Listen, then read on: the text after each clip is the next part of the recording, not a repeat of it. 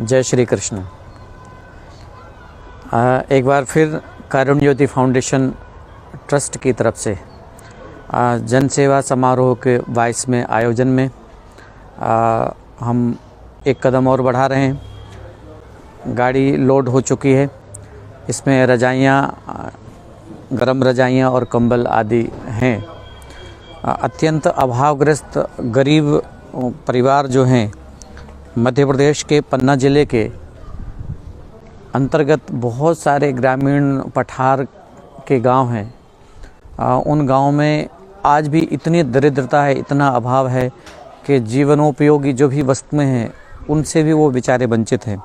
इस कड़ाके की ठंड में बहुत ही पतला कपड़ा, छिजा हुआ कपड़ा पहन करके बेचारे घूमते हैं।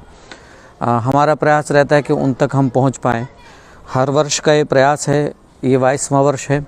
इस बार हम अभी तक 17-18 गांव के गरीब निर्धन परिवारों तक रजाइयाँ, कंबल आदि पहुंचा पाए हैं। और इस कार्यक्रम का ये अंतिम चरण है। अंतिम चरण में एक खेप ये है, रजाइयाँ लोड हो चुकी हैं और आदिवासी वनवासी बंधुओं के लिए या सामान्य वर्ग जो है, बड़ी जातियाँ जो बेचारे बड़ी जातियों के कहलाते हैं लेकिन अत्यंत अभाव से जूझ रहे हैं, ऐसे लोगों को भी हम लोग सपोर्ट करते ही हैं और ये चीज़ें उन तक पहुंचाते हैं। अच्छी बढ़िया फर्स्ट क्लास की रजाइयाँ, अच्छी क्वालिटी की, ताकि एक बार दी जाए तो 15 साल 20 साल तक वो लोग फुर्सत हो सके, उन्हें ठंड ना लगे। इसलिए हमने रजाइयों पर काम शुरू किया। कंबल आदि तो सबको ही देते हैं, हम भी कंबल दे रहे हैं। रजाइयाँ विशेष रूप से दे रहे हैं ताकि समाधान दिया जा सके उनको। एक खेप आ चुकी है, 2 खेप कल आनी है, 2 गाड़ियाँ कल आने वाली हैं। करीब 200 रजाइयाँ और आने वाली हैं और ऐसा करके करीब 4 से 5 गांव तक अभी हमें और जाना है। मतलब इस वर्ष 22 से 30 गांव के अभावग्रस्त परिवारों को हमने चिन्हित किया था, चुना था और उन तक हम लोग पहुंच पाए हैं। हालांकि जितना कर पा रहे हैं हम लोग वो नाकाफ़ी है, बहुत कुछ करना बाकी है।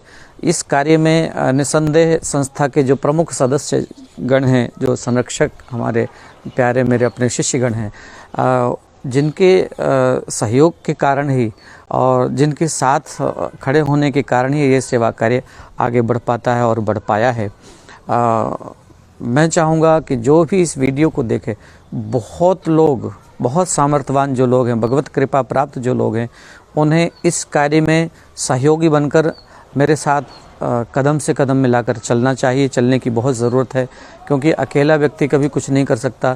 जब बहुत लोग हम इकट्ठे होकर और एक अच्छे लक्ष्य को निर्धारित करके फिर कार्य करेंगे तो मुझे लगता है कि हम बहुतों की खुशी की, बहुतों की मुस्कुराहट की वजह बन पाएंगे। और जीवन में सबसे बड़ा यज्ञ, सबसे बड़ा धर्म यही है कि आप किसी के काम आ जाओ, किसी का हित चिंतन कर लो, किसी के हित में, किसी की मुस्कुराहट में आप सहयोगी बन जाओ, किसी की खुशी के लिए आप एक कारण बन जाओ। सबसे बड़ा पुण्य, सबसे बड़ा धर्म, सबसे बड़ी यही मानवता है। और कुछ करो न करो, भगवान की पूजा अपनी जगह पर कर लेना, लेकिन दरिद्र भी नारायण, हाँ, दरिद्र शब्द को भी हम नारायण कहते हैं। मतलब दरिद्र नारायण, ये भी नारायण का ही पूजन है, यजन है समझिए।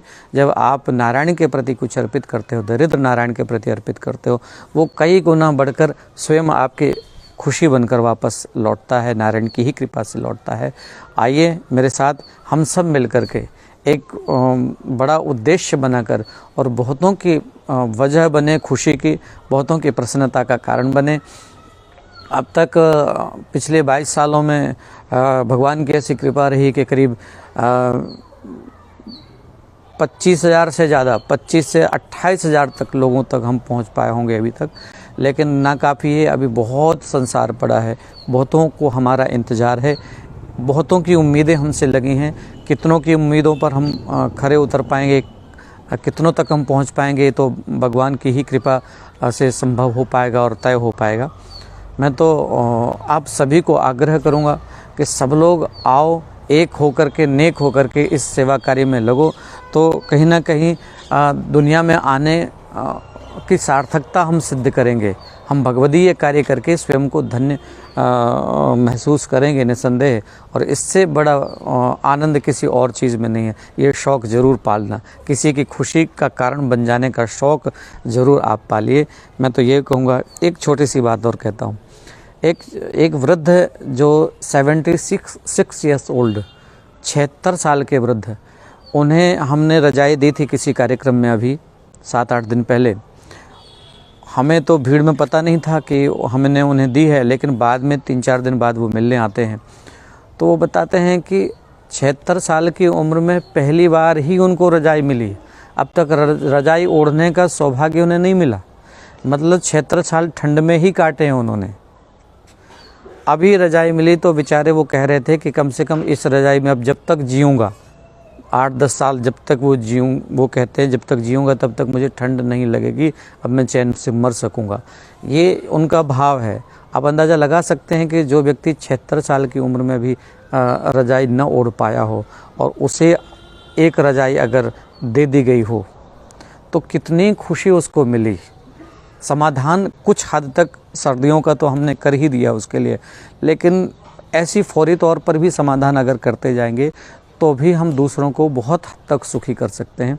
बाकी सुख तो ईश्वर देता है, सुखी तो संपूर्णता से ईश्वर ही करता है, लेकिन भगवान ही सुख देता है। और आप भी अगर सुख देने की दिशा में आगे बढ़ते हो तो समझ लो भगवान की तरफ से कार्य कर रहे हो, तो भगवान आप पर भी प्रसन्न होते हैं। भगवान आप पर प्रसन्न हो, आप दूसरों का हित करें और आपका हित ईश्वर करे। आप दूसरों को दें और 1000 गुना बढ़ा करके ईश्वर आपको दे। बस मेरी ये शुभकामना है आप सभी के लिए। आइए साथ में मिलकर काम करते हैं। जय श्री कृष्ण।